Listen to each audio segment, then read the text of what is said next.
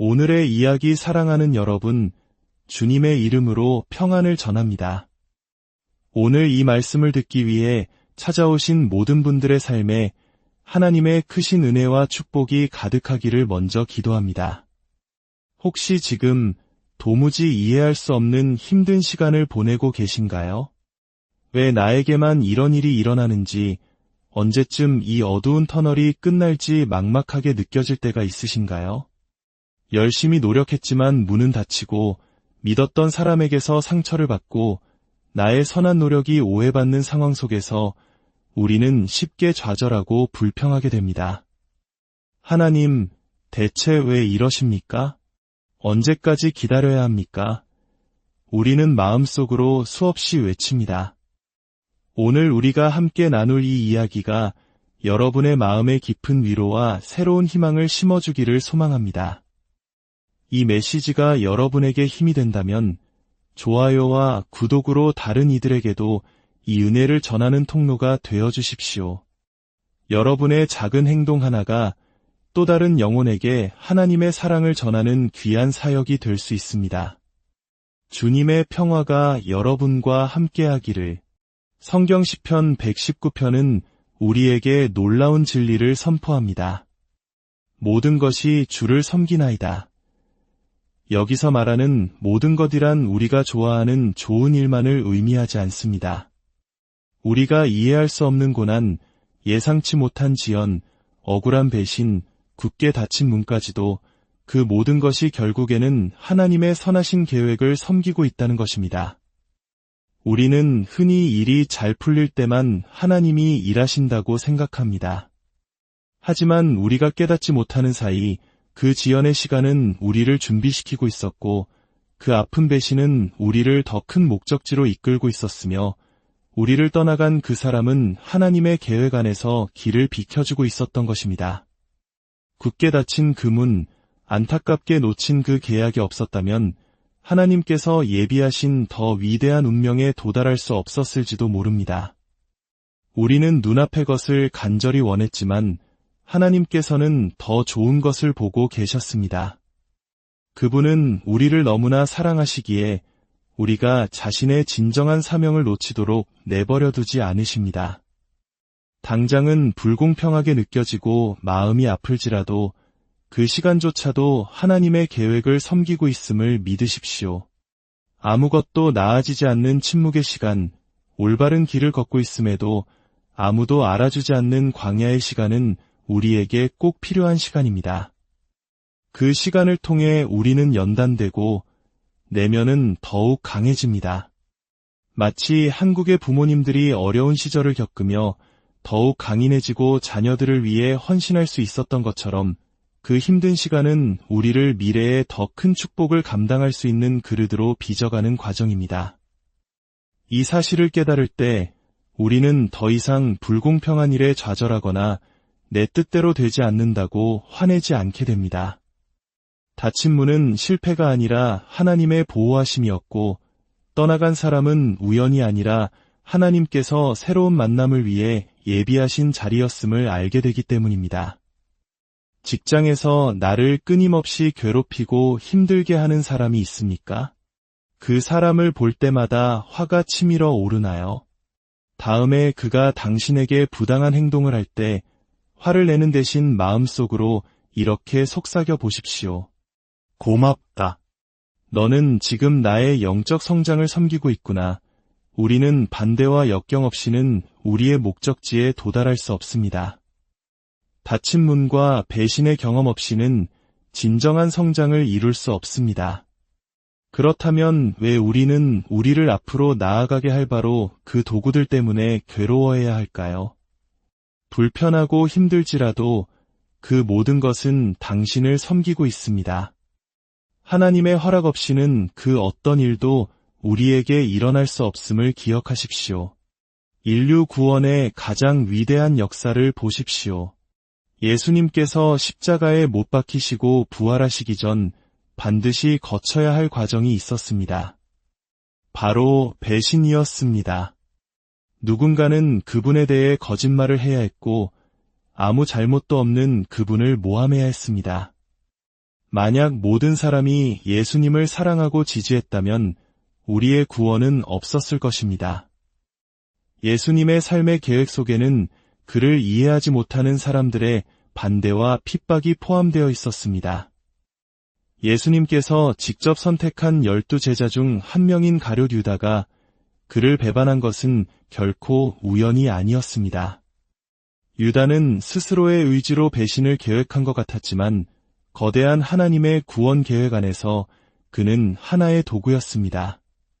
그는 예수님의 운명을 섬기고 있었던 것입니다. 만약 예수님께서 아버지, 이것은 불공평합니다. 제가 올바른 일을 하고 있는데 왜 가장 믿었던 제자가 저를 배신해야 합니까? 라고 불평하셨다면 어떻게 되었을까요? 아니요. 예수님은 그 배신 없이는 자신의 사명을 완성할 수 없다는 것을 이해하셨습니다. 로마 병사들이 예수님을 체포하러 왔을 때 그들은 예수님의 얼굴을 몰랐습니다.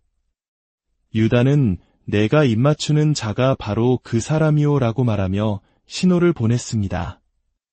유다의 입맞춤은 단지 예수님을 지목한 행위를 넘어 인류 구원의 역사를 여는 중요한 열쇠가 되었습니다.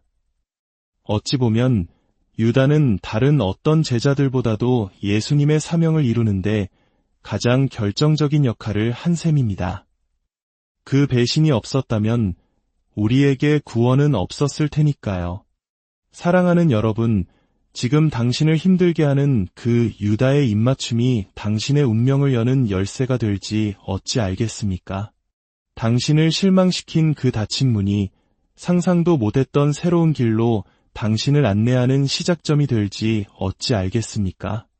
우리의 발걸음은 주님께서 인도하십니다. 그 길은 언제나 직선도로가 아닙니다. 때로는 앞으로 나아가는 것 같다가도 옆길로 새기도 하고 심지어는 뒷걸음질 치는 것처럼 느껴질 때도 있습니다. 이해할 수 없을 때 우리는 그저 그분을 신뢰해야 합니다. 모든 것이 그분의 계획을 섬기고 있음을 믿어야 합니다. 사도 바울은 로마서에서 이렇게 고백합니다. 우리가 알거니와 하나님을 사랑하는 자곧 그의 뜻대로 부르심을 입은 자들에게는 모든 것이 합력하여 선을 이루느니라. 모든 일 자체가 선하지는 않을 수 있습니다. 질병은 선한 것이 아니고 상실의 아픔도 선한 것이 아닙니다. 하지만 하나님의 약속은 그 모든 것을 사용하여 결국에는 당신에게 선한 결과를 가져다 주시겠다는 것입니다. 진정한 시험은 바로 여기에 있습니다. 하나님께서 일하고 계시는 동안 아직 상황이 좋아지지 않는 그 과정 속에서 당신은 믿음을 지킬 수 있겠습니까? 불공평하고 불편한 상황 속에서도 하나님께서 여전히 보좌에 앉아 계시며 보이지 않는 곳에서 당신을 위해 일하고 계심을 당신의 삶에서 시작하신 일을 반드시 완성하실 것을 믿을 수 있겠습니까? 구약의 요셉을 보십시오. 그는 10대 시절 형들의 시기로 구덩이에 던져졌고 이스마엘 상인들에게 노예로 팔려갔습니다. 낯선 이집트 땅에서 노예 생활을 하던 그는 보디발의 아내의 거짓 모함으로 아무 죄 없이 감옥에 갇혔습니다. 그의 인생은 끝없는 절망처럼 보였습니다. 하지만 성경 어디에도 요셉이 불평했다거나 삐뚤어진 태도를 보였다는 기록은 없습니다. 그는 이 모든 과정이 하나님의 계획을 섬기고 있다는 원리를 깊이 이해하고 있었던 것입니다. 그리고 13년이라는 긴 고난의 세월이 흐른 후 숱한 우회와 지연, 배신을 거쳐 마침내 그는 하나님의 약속대로 이집트의 총리가 되었습니다. 놀라운 사실은 그에게 일어났던 그 끔찍한 일들 중 단 하나라도 빠졌더라면 그는 결코 총리의 자리에 오를 수 없었다는 것입니다. 형들의 시기가 없었다면, 노예로 팔리지 않았다면, 억울한 누명을 쓰지 않았다면, 감옥에 갇히지 않았다면 그는 왕좌에 이를 수 없었습니다. 모든 단계는 필수적이었습니다. 당신이 싫어하는 그 일들, 불공평하게 느껴지는 그 상황들, 생각보다 오래 걸리는 그 기다림의 시간들이 바로 요셉의 이야기처럼 당신을 운명의 자리로 이끌고 있는 하나님의 손길입니다. 훗날 흉년으로 식량을 구하러 온 형들 앞에 선 요셉은 이렇게 말합니다. 두려워하지 마소서. 형들은 나를 해하려 하였으나 하나님은 그것을 선으로 바꾸사 오늘과 같이 많은 백성의 생명을 구원하게 하시려 하셨나니 하나님은 당신을 반대하는 사람들마저도 사용하여 당신을 목적지로 이끌어 가십니다. 그러니 어떤 일에도 개인적인 감정으로 상처받지 마십시오. 당신의 운명을 위해서는 유다의 입맞춤이 필요하고 당신을 구덩이에 던지려는 사람들이 필요하며 당신을 끌어내리려는 시도가 필요합니다. 그래야만 당신은 당신의 왕좌에 앉을 수 있습니다.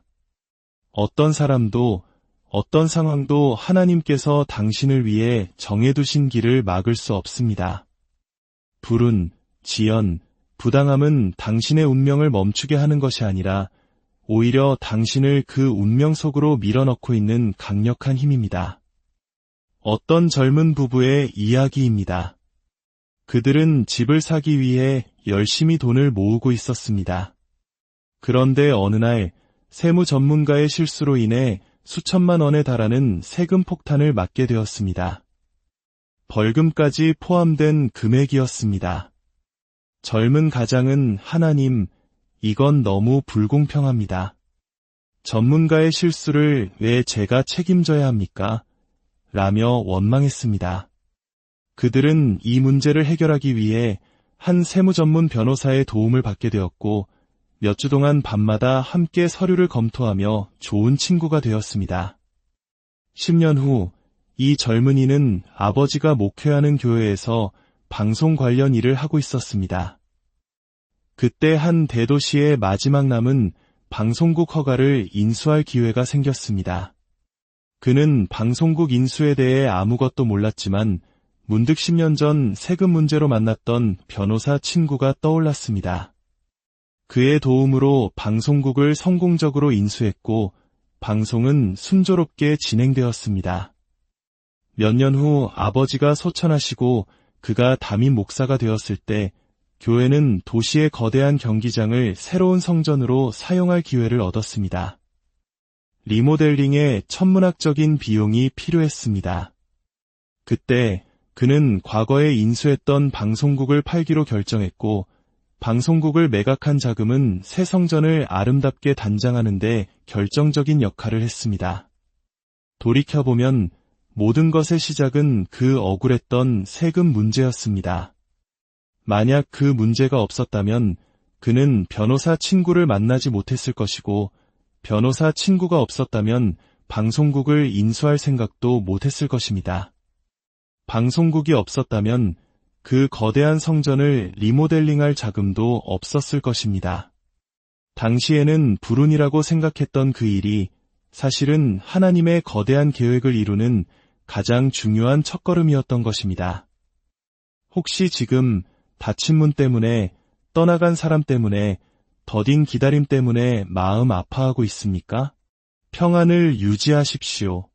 그 모든 것은 하나님의 계획의 일부입니다. 지금은 당신을 가로막는 장애물처럼 보이지만 실제로는 당신을 돕고 있습니다.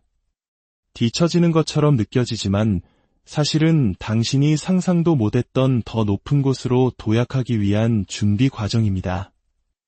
요셉이 그 모든 시련 속에서 믿음을 지키고 승리할 수 있었던 이유는 잘못된 일이 일어나는 중에도 계속해서 올바른 일을 행했기 때문입니다.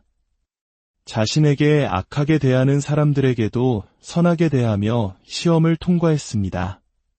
지금 당신이 겪고 있는 이해할 수 없는 도전들은 현재를 위한 것이 아닐 수 있습니다.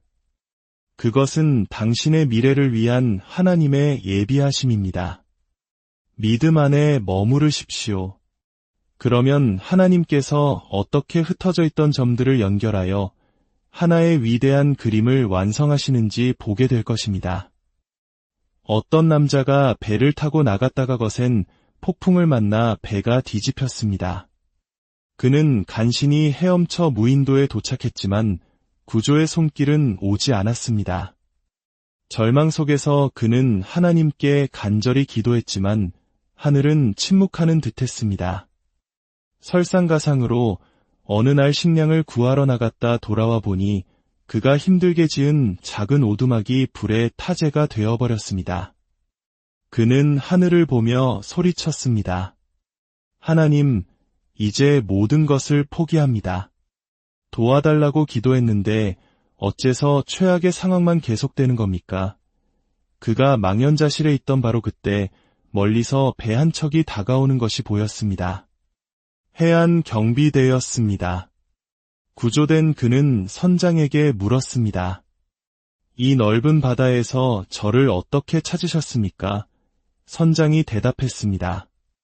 우리는 당신이 피운 불에서 나는 연기를 보고 왔습니다. 때로 우리가 최악의 절망이라고 생각하는 그 순간이 실은 우리를 구원하는 하나님의 신호일 수 있습니다. 오늘 당신의 오두막이 불타고 있습니까? 원망하고 불평하는 대신 새로운 관점을 가지십시오. 그것은 하나님의 계획을 섬기고 있습니다. 지금은 이해되지 않을 수 있습니다. 구덩이에 빠진 것은 고통스럽고 거짓 모함을 당하는 것은 억울합니다. 배신과 닫힌 문은 우리를 낙담시킵니다. 하지만 스스로에게 계속해서 상기시키십시오. 이것은 나를 대적하는 것이 아니라 나를 위하는 것이다. 머지않아 당신은 하나님께서 무엇을 하고 계셨는지 분명히 보게 될 것입니다. 사도 바울은 자신을 괴롭히는 육체의 가시를 제거해달라고 3번이나 간절히 기도했습니다. 홍해를 가르시고 눈먼 자를 뜨게 하신 하나님께서 그 가시 하나쯤 쉽게 제거하실 수 있었을 것입니다. 그러나 하나님은 이렇게 대답하셨습니다.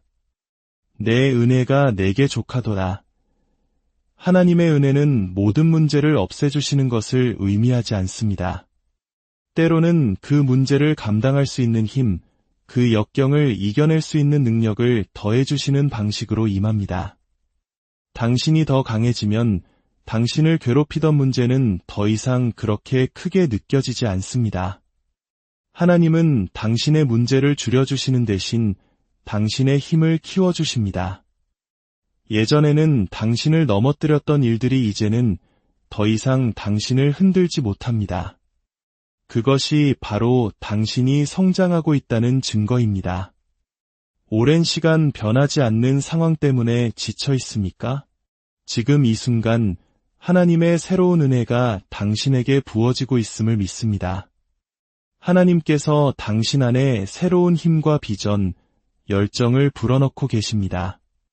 당신을 멈추게 하려는 모든 것을 이겨낼 2번째 바람을 허락하고 계십니다. 이제 이렇게 기도하십시오. 아버지, 제가 마주한 모든 상황에 족한 은혜를 주시니 감사합니다. 비록 다 이해할 수 없지만 이 모든 것이 주님의 계획을 섬기고 있음을 믿습니다. 저는 이 시간을 그저 견뎌내는 것이 아니라 이 시간을 통해 성장하겠습니다. 그리고 마침내 이 모든 과정이 끝났을 때 저는 이전보다 더욱 강하고 성숙한 모습으로 서게 될 것을 믿습니다. 시편 기자는 내 모든 고난이 결국에는 내게 유익이 되었다고 고백했습니다. 오늘 하나님께서 당신에게 말씀하십니다. 당신을 힘들게 했던 모든 것이 결국 당신에게 선한 것으로 바뀔 것입니다. 유다의 입맞춤은 아팠지만 그것이 당신을 부활의 영광으로 상상도 못했던 새로운 삶으로 인도할 것입니다. 풋볼 선수의 부상은 절망적이었지만 그것이 그를 진정한 소명으로 이끌었습니다. 지금 당신의 눈앞에 있는 문제가 당신을 무너뜨리기 위해 있는 것이 아니라 당신을 준비시키기 위해 거기에 있습니다. 그 도전은 당신을 패배시키는 것이 아니라 당신을 더 높은 곳으로 승진시킬 것입니다. 이해할 수 없을 때에도 주님을 신뢰하십시오. 당신이 싫어하는 모든 것과 싸우려 하지 말고 주님의 평안 안에 거하십시오. 모든 것이 그분의 계획을 섬기고 있습니다. 그리할 때 당신은 하나님께서 흩어진 점들을 연결하시고 이해할 수 없던 일들을 합하여 아름다운 그림을 완성하시는 것을 보게 될 것입니다. 새로운 차원의 은혜와 기회, 치유와 돌파가 당신의 삶에 임할 것입니다. 주 예수 그리스도의 이름으로 당신의 삶을 축복하며 기도합니다.